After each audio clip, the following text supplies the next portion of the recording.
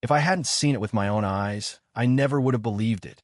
Right at the entrance of the Sterling Grand Hotel, a beautiful woman with a killer figure, at least 5'7", was hanging on the arm of a tall, well-built man. They were laughing, their body language intimate as they walked through the hotel's main doors. The woman looked completely content, a faint blush still on her cheeks. That beautiful woman was none other than Chloe, my wife of 2 years. At this time of day, Chloe was supposed to be at the office. I never expected to find her here. Rage burned through my eyes. I wanted to kill someone. I was about to charge forward and tear that happy couple apart when my best friend, Frank, grabbed my arm and held me back. "Dude, calm down. Don't do anything crazy," he pleaded, wrapping his arms around me in a bear hug. "I know you're furious right now, but rushing in there and throwing punches won't solve a damn thing. Listen to me. Cool your head. Get some hard evidence that she's cheating, and then you can take her to the cleaners in the divorce." My eyes were bloodshot, my fists clenched so tight my knuckles were white. My chest heaved as I stood there, paralyzed, watching Chloe get into a luxury sedan and drive away. I slammed my fist into a nearby tree. The pain shot up my arm, making me tremble, but it was nothing compared to the agony ripping through my heart. If I hadn't agreed to meet Frank here for lunch, I might have gone on living in blissful ignorance forever. All this time, I thought my life was perfect. Chloe and I were college sweethearts. We got together freshman year and were married right after graduation. For 2 years, our marriage had been a dream. I thought that happiness would last forever. The vows we made to have and to hold till death do us part were still ringing in my ears, yet the person I loved most in the world had already betrayed me. It felt like a knife had been plunged into my chest, stealing my breath. Frank was right.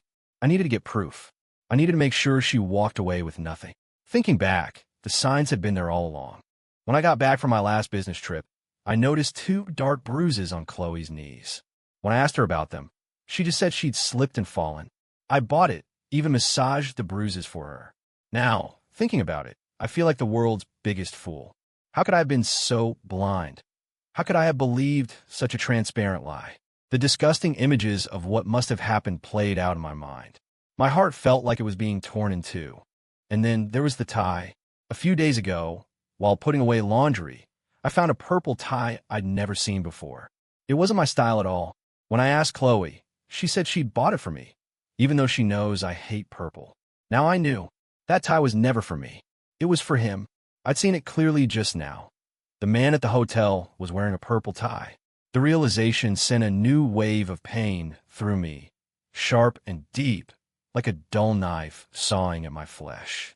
The wife I loved, the woman I trusted completely, had betrayed me. Were all those promises, all those whispered declarations of eternal love, just a lie? Was our 6-year history together worth less than a few sweet nothings from some other guy? It all made sense now. Why she hadn't let me touch her lately. She was already sleeping with someone else. Every night, she'd come home, claiming she was exhausted. She'd shower and go straight to bed, always with an excuse. It was either that time of the month, or she was just too tired. They say absence makes the heart grow fonder. When I came home from my trip 2 days ago, I tried to initiate something to feel close to her. She shut me down, saying she'd just gotten her period. That night, as we were getting ready for bed, I saw a red mark on her neck. She brushed it off as an allergic reaction to a new foundation. Because I trusted her, I never questioned a single word. I never imagined that Chloe, my Chloe, was capable of such deceit. What happened to the sweet, innocent girl I fell in love with? When did she become a stranger who spoke only in lies? For the first time, I felt like I didn't know my wife at all. She was the one who insisted on marrying me, even against her family's wishes. Back then, I was so moved by her devotion. It wasn't until our senior year of college that I learned the truth. Chloe was the daughter of an incredibly wealthy family. Her father, David Chun, was the CEO of a publicly traded company, Apex Holdings, with assets in the billions. Marrying a woman like Chloe, beautiful, wealthy, everything I wasn't, felt like the greatest stroke of luck in my life. But even the most passionate love can wither under the slow, grinding passage of time. The woman who once would have done anything for me now treated me like something to be discarded. As much as I wanted to deny it, what I had seen with my own eyes was the cold, hard truth. Chloe had been my entire world, and in that one moment, my world had shattered. The love I once felt for her had curdled into an equally powerful hatred. I had to pull myself together. I couldn't let this destroy me. Back home, I checked the feed from our Amazon Echo show. We'd gotten it for free a while back during a promotion with our AT&T plan. I remembered setting it up with the phone app the day I brought it home, but I hadn't looked at it since. I knew the Echo had a security feature. Its camera would record and upload clips to the cloud whenever it detected motion. I opened the app on my phone, my heart pounding so hard I thought it would burst out of my chest. I held my breath, knowing the damning evidence was just a tap away. My eyes were burning as I stared at the screen, my hands trembling. A lump formed in my throat, and the tearing pain in my chest returned, raw and bleeding. On the playback, Chloe appeared. A man was walking behind her, his body mostly obscured by hers, his face hidden from view. Laughing, they walked together toward our bedroom and disappeared inside.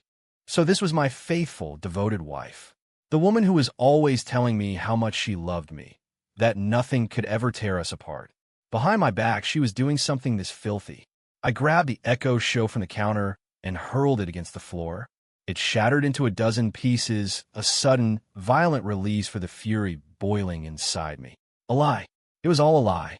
I had given her everything, my unconditional love, and in return, I got betrayal. Frank was right. I couldn't let her get away with this. She deserved to lose everything. The video on my phone was all the proof I needed. I sank onto the sofa, gasping for air, forcing myself to calm down. On the wall hung our wedding photo. Chloe was beaming, kissing my cheek, her face a perfect picture of happiness. At that moment, I had been the happiest man on earth. Now, that same image felt like a cruel joke, plunging me into an icy despair. The world that had once been so vibrant and full of color had instantly faded to gray. I remembered when we first got married. Chloe had gotten me a job at her father's company, Apex Holdings. I started at the very bottom, in sales, spending a year on the road. I traveled to nearly 100 cities across the country, worked so hard I gave myself an ulcer, but I gritted my teeth and pushed through. In less than 2 years, I worked my way up to vice president of sales for the region, the youngest mid-level executive at Apex. I pushed myself that hard because I refused to be the guy who got ahead by riding his wife's coattails. I needed to prove to everyone that I had earned my place. And I did. In my 2 years at Apex, I had restructured the sales department's entire client portfolio, landing several major accounts.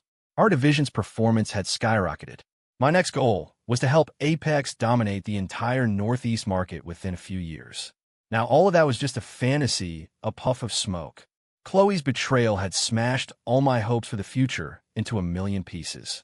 I was going to divorce Chloe, and there was no way in hell I was staying at Apex Holdings. But I knew the video wasn't enough. I needed more. My phone buzzed. It was a text from Chloe. The notification sound, once so pleasant, now grated on my ears. "Hey babe, dinner with a client is running long. I'll be home late." Wasn't her afternoon rendezvous enough? She was going for round 2? I was shaking with rage. I texted back a simple, "Okay," forcing my emotions into check. I went to my home office and found the spare key to Chloe's car. I drove to an auto parts store and bought a small GPS tracker, the kind they use on finance cars. From there, I went straight to the Apex Holdings garage. I found her car, used the spare key to get inside, and installed the tracker just like the guy at the store showed me. Then I locked up and went to my office. I sat at my desk, looking out at the open plan office below. Most of the sales team was still there, busy at their desks. I saw a few of them whispering, glancing over at me, and smirking. Did they know? Did everyone know about Chloe? Was I the last person to find out, the clueless husband everyone was laughing at? The thought made my blood boil. I was about to get up when my phone buzzed again. A notification from the tracker app. Chloe's car was on the move. I checked the time. It was only a little after 4. She had already left work. I couldn't just sit there. I grabbed my keys, left the office, and got in my car to follow her. I kept one eye on the GPS map on my phone and the other on the road. Soon enough, I spotted her car up ahead. The car I had bought for her birthday. The license plate was a custom combination of our birthdays, something she had picked out herself. We were so happy then. How could things have changed so fast? After about half an hour of driving, her car pulled over and parked. When I saw the building she had stopped in front of, I nearly exploded. It was the Velvet Room, a boutique hotel known for its risque, themed suites. Chloe got out of the car, wearing sunglasses and a face mask. She glanced around nervously before hurrying inside. She was dressed in a stunningly sexy outfit, one I'd never seen before. It definitely wasn't what she was wearing when she left for work that morning. She must have changed. A firestorm of rage erupted in my chest. I jumped out of my car and sprinted toward the hotel entrance. I got inside just in time to see her step into an elevator. I rushed toward it, but the doors slid shut before I could reach it. I frantically jabbed the call button, watching the floor indicator for her elevator stop at 5. The adjacent elevator opened, and I lunged inside, hitting the button for the 5th floor. I never, ever would have imagined Chloe would come to a place like this. So brazen, so cheap. She hadn't even stopped at the front desk for a key card. She knew exactly where she was going. This wasn't her first time. The elevator doors opened onto an empty hallway. Where did she go? I walked quickly down the corridor, pressing my ear to each door as I passed. When I got to a room in the middle of the hall, I didn't even have to lean in. I heard a familiar voice, Chloe's voice. The soundproofing was terrible. Then I heard a man's voice reply, "You're here." I couldn't wait any longer. I felt a blow to my head, as if I'd been hit with a club. The world spun, my vision went dark, and I nearly collapsed. I braced myself against the wall, my entire body shaking with uncontrollable fury. "You cheating bitch, Chloe. How could you?" I took a few steps back, took a deep breath, and kicked the door with all my might. The door flew off its hinges, and I stormed into the room, roaring. My eyes were wild, like a cornered animal. But when I burst into the room, the scene before me stopped me dead in my tracks. "Ethan, what the hell are you doing?" Chloe demanded, her voice laced with fury. I was stunned. What was going on? A man stood next to Chloe, but he wasn't the same man from the Sterling Grand. In the center of the room, on a large, circular bed, a beautiful woman was lying in provocative lingerie. A small crew stood around her, a photographer, someone holding a lighting reflector, and an assistant with an armful of clothes. They were all staring at me in shock. This wasn't a secret rendezvous. What were all these people doing here? This was a lingerie hotel. What was happening? Was I dreaming? I pinched myself. Hard. The pain was real. This was happening. Before I could say another word, Chloe grabbed my arm and dragged me out of the room. Her eyes were welling up with tears of frustration. "You followed me. Ethan, when did you become this person? I'm so disappointed in you." Tears streamed down her face, her expression a perfect mask of betrayal, as if she were the one who had been deeply wronged. "Right? Keep acting." I stared at her coldly, at this woman I slept next to every night, this complete and utter stranger. "I have a question for you," I said, my voice dangerously low. "You told me you were meeting a client. So what are you doing here?" "I'm meeting a client," she shot back.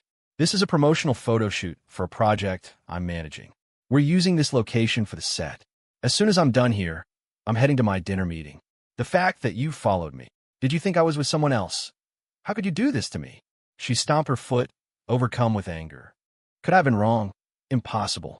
What I saw at the Sterling Grand was real. What I saw on the Echo show was real. No matter how many excuses she made, she couldn't change the facts. I still had the video of her tryst on my phone. I let out a cold, humorless laugh. "How could I do this to you? Why don't you take a look at what you've been up to?" I held up my phone, the video playing for her to see. The moment she saw it, her face went pale. "Honey, listen to me. I can explain," she pleaded, her voice cracking. "It's not what you think." What's there to explain? The woman in the video was her. The person leading a man into our bedroom was her. The clip was captured automatically by our smart home device. There was nothing she could say that would change the fact that she had betrayed me. "Chloe Watt," my voice broke. "Why would you do this to me? Don't I love you enough? Haven't I been good to you?"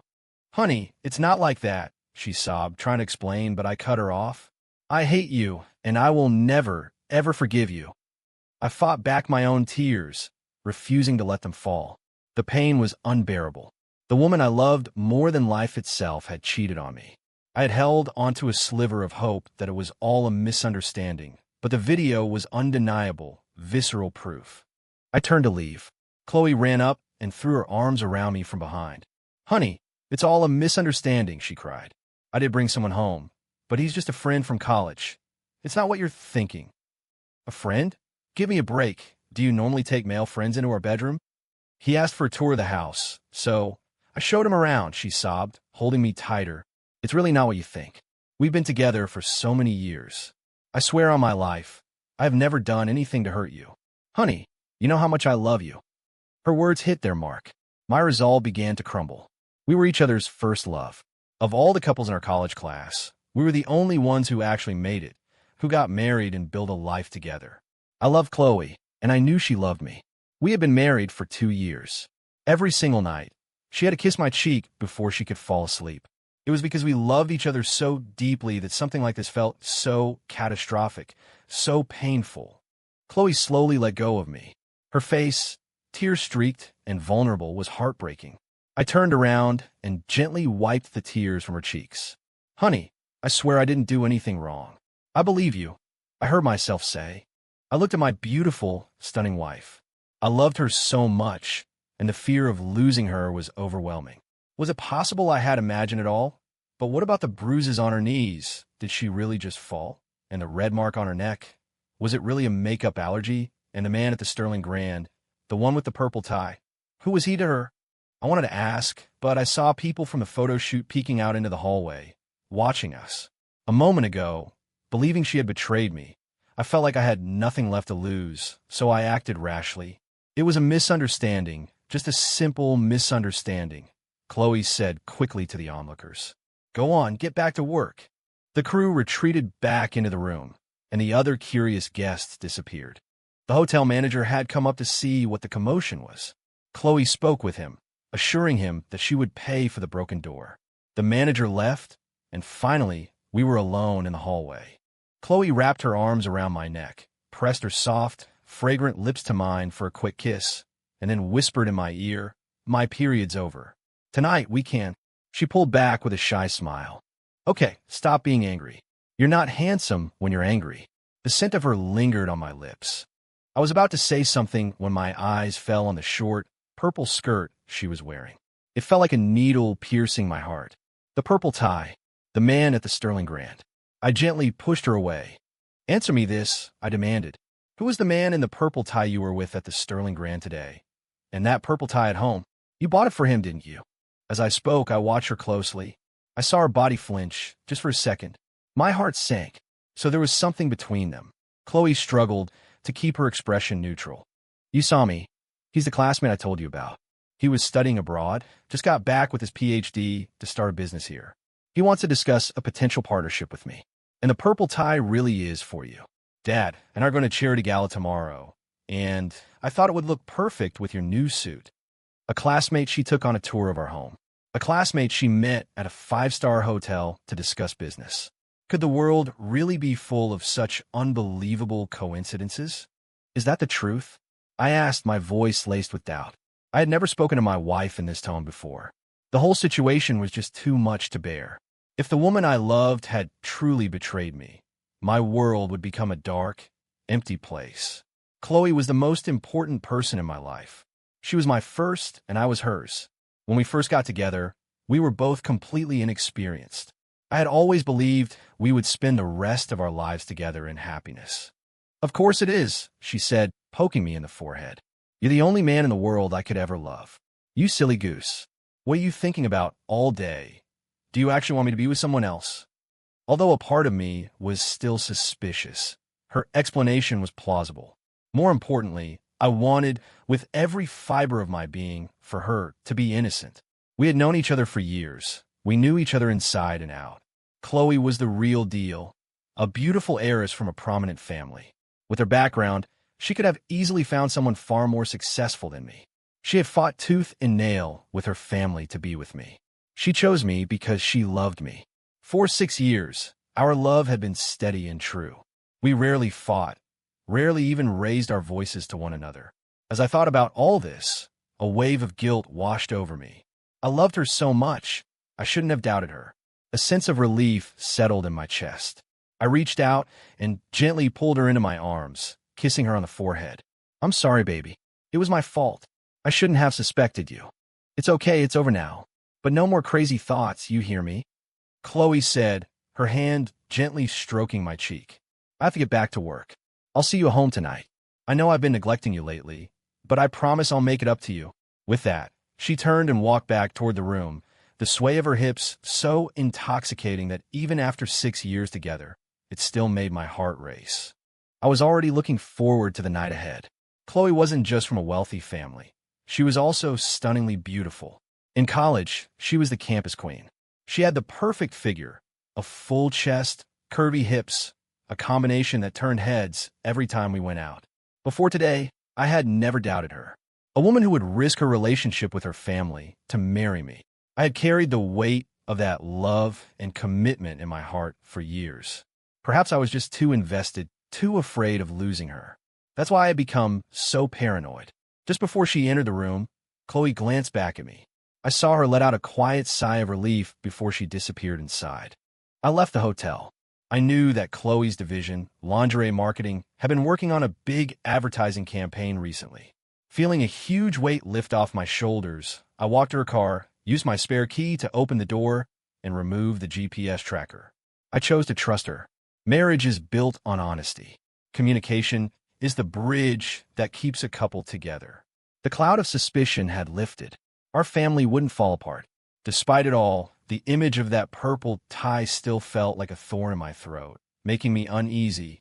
I tried to push it out of my mind. It was almost the end of the workday, anyway. I had smashed our Echo show and still hadn't cleaned it up. I figured I'd head home and take care of it. Back at our apartment, I took off my shirt. I've been into fitness since college, and my body was solid, with the kind of V-taper that women tended to notice. Chloe and I were always considered the it couple in school. We were both tall and had been on the university modeling team, even doing a lingerie shoot together once. I showered, changed into clean clothes, and swept the shattered pieces of the Echo show into a bag to throw out later. Once the apartment was clean, I opened the app on my phone and looked at the recorded clip again. It only showed them walking into the bedroom, not coming out. It could have been an issue with the camera angle. That ambiguity is what sent me into such a tailspin earlier. I scrolled through some of the other recorded clips. They were all just of Chloe at home by herself. Maybe I really had been overreacting. Our wedding photo hung on the wall. Chloe's smile was radiant, a genuine, soul-deep happiness that made her look breathtakingly beautiful. I stood up and gently traced the outline of her face in the photo, a wave of contentment washing over me. I hoped, more than anything, that was all in my head. My phone rang. The caller ID showed it was David Chun. Over the phone, David's tone was unusually harsh. Though he had always disapproved of our relationship, he had been perfectly decent to me since the wedding. I figured it was for Chloe's sake. She was his only daughter, the apple of his eye, and he doted on her endlessly. After we got married, he'd wanted us to move in with him. To this day, there's still a room for us at his mansion, and we sometimes stay over if we're in the area late. He didn't object when we decided to get our own place, and he often came over for dinner.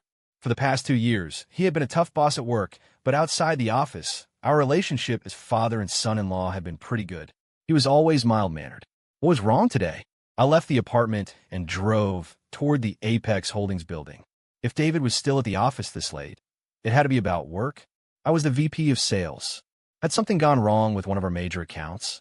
That seemed unlikely. If there was a problem, one of my team members would have called me. They wouldn't go over my head directly to the CEO. On the way, I put on my Bluetooth headset and made a few calls to check on the status of our key accounts. Everything was fine. I arrived at Apex Tower completely baffled. The building was constructed a decade ago to celebrate the company's first IPO. 10 years later, it was still a landmark in the financial district. The offices were designed to the standards of a five-star hotel. Every time I brought clients here, they were blown away by the sheer luxury of the place. I took the express elevator to the top floor. By this time, every department except for mine was usually empty. The elevator doors opened onto the executive floor. I walked down the hall. David's executive assistant had already gone home for the day. I knocked on his office door. From inside, I heard David's voice. "Come in."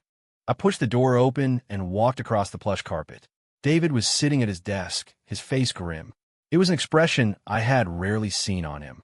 David Chun was an Ivy League graduate, a man known for his refined manners and calm demeanor. He was often called a gentleman of the business world. "Dad, you wanted to see me?" I asked, approaching his desk. "Sit down," he said with a heavy sigh. "Take a look at this." On the desk were several lab reports. "The doctor at the clinic where you two had your physicals is a friend of mine. He called me as soon as the results came in," David said, shaking his head. "You've been married for 2 years with no luck." I had a feeling something was wrong, and I was right. I picked up the papers. As I read the results, I felt the blood drain from my face. "Dad, this has to be a mistake. This is impossible. My daughter is perfectly healthy. The problem is with you, Ethan. I'll admit, since you married her, I try to treat you well. But I never expected this. I know my daughter loves you, and I grudgingly accepted your marriage. Seeing you two happy together made me happy. But," David stood up and walked to the floor-to-ceiling window, looking out at the glittering city lights. With his back to me, he continued, "Do you know why I called you here alone? I'm telling you this here, not at home, because I don't want Chloe to know. I'm willing to let you stay at Apex. I'll even give you a block of shares as compensation. You can name your price. All I ask is that you leave her without hurting her in the process." I thought I had misheard him. I shot to my feet. "Dad, what are you saying? You want me to divorce Chloe?" "She is my only child," he said, turning back to face me. "Apex Holdings is my life's work. My multi-billion-dollar legacy needs an heir. I don't want things to be this way, but you can't be so selfish as to deny my daughter the right to have children. Ethan, if you truly love her, let her go." I collapsed back into the chair. So that's why his tone was so cold on the phone. That's why he had summoned me here. He was trying to force us to divorce. Suddenly, everything flashed before my eyes. The Sterling Grand. The man. The purple tie. The bruises on Chloe's knees. The marks on her neck. All of it. I'm not a conspiracy theorist, but this man in front of me had built a billion-dollar empire from nothing. He was more than capable of orchestrating all of this. "No," I said, my voice rising to a near shout. "I'm getting another test. I'm healthy. There's nothing wrong with me." David sat down across from me, his gaze steady on my agitated face. "I understand this is a shock. Fine, get another test. But what if the results are the same? What will you do then?" His questioning was relentless. All the kindness he had shown me in the past now felt like a complete sham. The more he pushed, the more I felt that something was deeply wrong with this whole situation. Even so, a seed of doubt had been planted. What if the report was real? What if I got tested again and the result was the same? I never dreamed something like this could happen to me. Azoospermia. Did that mean I had no sperm at all? I didn't know anything about it. It was something I'd never had a reason to even think about. My chest felt like it had been struck by a sledgehammer. I couldn't breathe. I couldn't answer David's question because I had never, not for a single moment, considered a life without Chloe. "Let's make a gentleman's agreement," David said, his face serious. "If you get tested again and the result is the same, you'll do as I say. I will give you a compensation package that will set you up for life. My only condition is that Chloe can never know about this. I know my daughter. She would stand by you even if she knew you were infertile. She wouldn't leave you." He paused. "I want you both to be happy, but I want grandchildren more. I want someone to inherit the empire I built. You can't be that selfish. If you love her, you have to leave her." "Dad, it's too early to talk about any of this," I said, finding my voice. "Let's wait until I have the new test results." "Fine, but you have to promise me that, until then, you will not say a word about your condition to my daughter." I nodded, got up, and walked out. I couldn't stand to be in that room for another second. What kind of heartless father would try to tear his own daughter's marriage apart? I felt like my head had been bashed in. I got into the elevator in a daze. The words on that lab report burned into my mind. I don't even remember the drive home. I pulled into my parking spot in the garage beneath our building. For the first time ever, I sat in my car with no desire to go upstairs. Chloe's car was parked in the spot next to mine. I could almost picture her upstairs in sexy lingerie, waiting for me. On the way home, Chloe had sent me a picture. It was her, wearing a new, very revealing, very tempting nightgown. But at this moment, I felt nothing. No desire at all. My father-in-law, always so kind and gentle, had shown his true colors. If my next test result came back positive for azoospermia, I could imagine what would happen.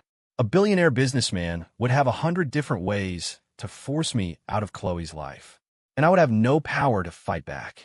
My phone vibrated. A text from Chloe. Honey, where are you? Your goose is waiting. Goose was my pet name for her. It was what we called each other during our most intimate moments. Her voice in the attached audio message was sweet and playful. The powerful CEO's daughter at the office had this incredibly soft side, a side that was meant only for me, a side that might not belong to me for much longer. I got out of the car and headed inside.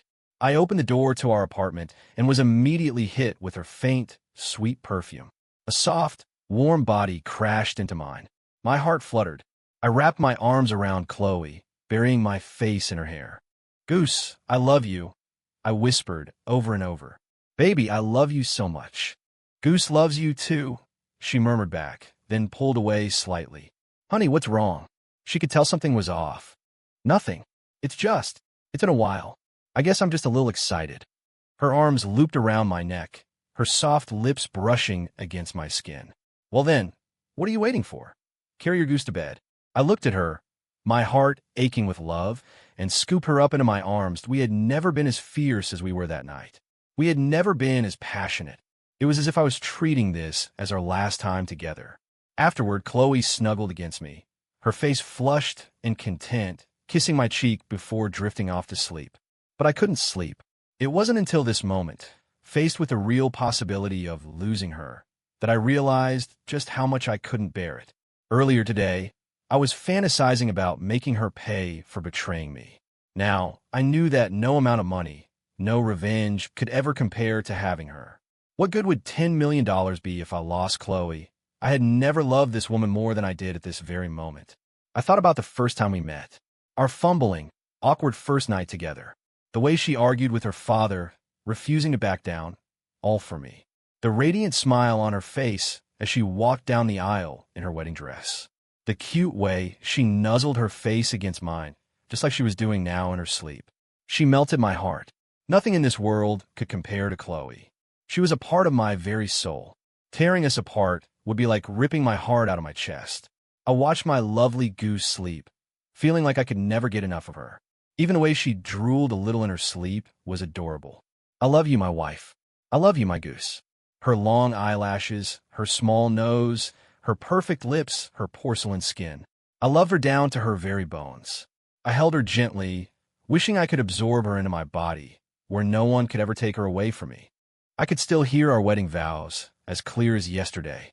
I just never imagined they would be put to the test so soon, for better or for worse, in sickness and in health. I could stand by those words, and I knew Chloe would too. That was why David had made me promise, again and again, not to tell her. I almost wished I was the one who couldn't have children. Then I could selfishly keep her all to myself, forever. Dawn broke. I had been in and out of restless sleep all night, drifting between reality and nightmares. I didn't know if last night would be our last night together. My goose stirred, her eyes fluttering open. She blinked playfully. Kiss me. I kissed her soft, warm lips. She returned the kiss.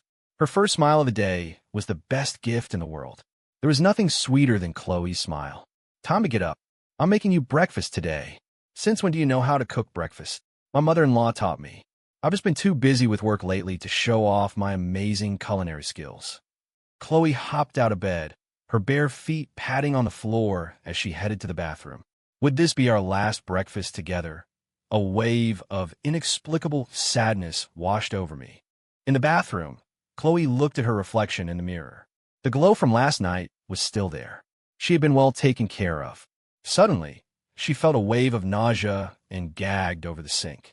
Downstairs in the parking garage, I started my car and pulled out of the complex. I had to go to the clinic. I had to get to the bottom of this. If they thought they could tear us apart, they had another thing coming. I got to the men's health clinic and registered. Even though I arrived early, I realized I should have made an appointment online. My appointment was for 10:00 a.m. If my phone hadn't died, forcing me to find a portable charger, I might have gotten an earlier slot. Every minute was torture. Azoospermia. How was that possible? I worked out constantly. I was in perfect health. I've been frantically Googling it, learning everything I could. The little hope I had was slowly being extinguished. In the 6 years we'd been together, you'd think there would have been at least one accident, one slip-up that could have led to a pregnancy. Why hadn't it ever happened? Was the problem really me? Hope was turning to despair. But then I'd remind myself, why was David so eager to get my test results? They were my results. It should have been me picking them up. The clinic wasn't very crowded. Some men were here alone. Others were with their wives. Being in this place felt deeply embarrassing. But this was too important. I had to see it through. I kept my head down, staring at my phone. Out of the corner of my eye, I saw a man looking at me. When I looked up, he quickly ducked out of sight. On my phone, I had a dozen missed messages from Chloe. She loved sending voice notes, but I didn't have the heart to listen to a single one. She was probably asking why I left without eating the breakfast she made. How could I possibly think about food right now? All I wanted were answers. My phone rang. It was a colleague from work. Everyone would be at the office by now. He was calling to update me on the status of a few client orders. I couldn't focus. I didn't hear a word he said. I hadn't slept all night. My head was buzzing, and I felt like a ghost drifting through the world. Okay, I get it. We'll talk about it when I get back to the office. I hung up, then sat there like an idiot, waiting.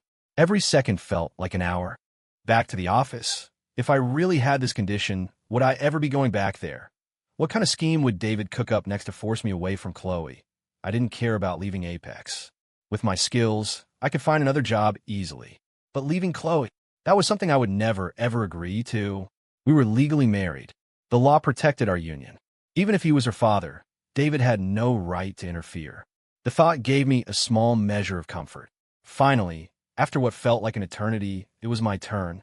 I saw the doctor, a man in his 40s with a receding hairline and a blank expression. He asked me a few questions and sent me on my way. Outside the door, a stout, no-nonsense nurse in her 30s was waiting. So much for the sexy nurses you read about online. That was a total myth. The nurse, at least, was professional. She didn't give me any strange looks as she led me to a small room. She tossed a few worn-out magazines on the table. Call me when you're done. This place was a dump compared to the last one. How was I supposed to do anything in here? The magazines were practically falling apart. The posters on the wall were faded and completely unappealing. 018, I felt awful. I just wanted to walk out, but I couldn't. I had to do this test. I refused to believe I was infertile. I pictured myself throwing the new, clean bill of health on David's desk and telling him I was a healthy, normal man who would never, ever leave his daughter. There was a knock on the door.